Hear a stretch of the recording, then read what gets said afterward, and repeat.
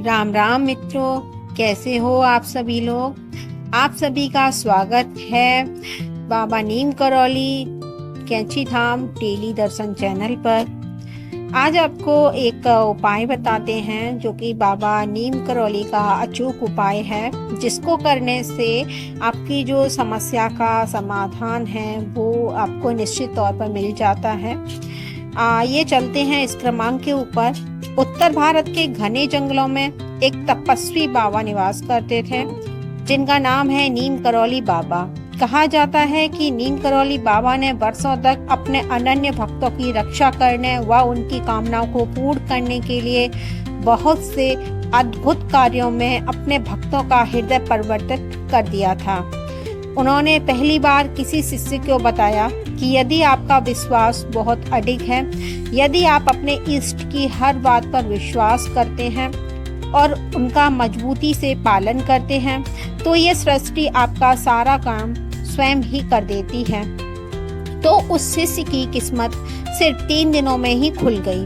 व्यापार में घाटा झेल रहा वह युवक 3 दिन बाद एक बड़े अनुबंध पर हस्ताक्षर कर चुका था।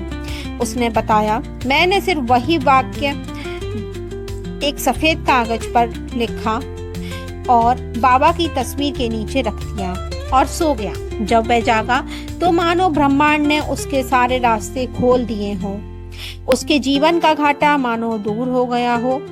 तो उन अनन्य भक्त द्वारा बताए गए उपाय आज की वीडियो में शामिल किए जा रहे हैं, ताकि आप सभी उससे लाभान्वित हो सकें। अब हम आते हैं उस उपाय पर जिसका सही तरीके से करना अत्यंत आवश्यक है।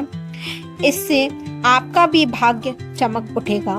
तो उपाय ये है कि रात को सोने से पहले एक सफेद कागज के ऊपर लाल स्याही से ये वाक्य लिखें। वो वाक्य है कि बाबा की कृपा से मेरा हर काम सफल हो रहा है।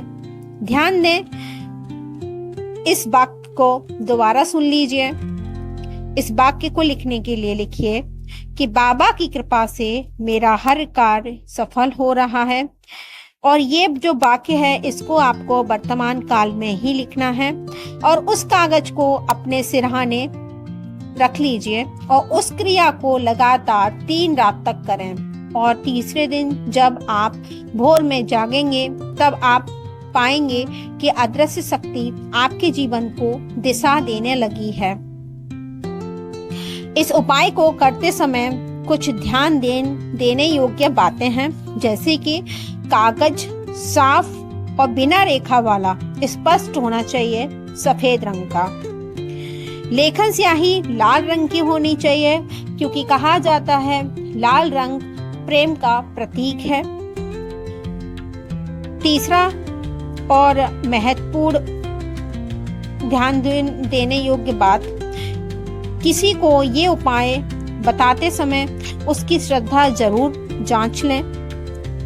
लिखने के बाद उसे हृदय से स्वीकार करें। और अंतिम ध्यान देने योग्य बात, तीसरे दिन वो कागज जलाकर किसी कोने में राख को डाल दें, या किसी आपके घर के पास कोई नदी प्रवाहित होती हो तो उस कागज का संकल्प लेकर उसको विसर्जित किसी नदी में जाकर के उसको प्रवाहित कर दीजिए।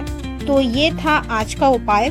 अगर आप बाबा पर भरोसा करते हैं तो इस उपाय को कीजिए, इससे बाबा की कृपा आप पर बनी रहेगी। मिलते हैं अगले वीडियो पर, अगले क्रमांक पर। तब तक के लिए जय श्री राम, जय कैंची धाम।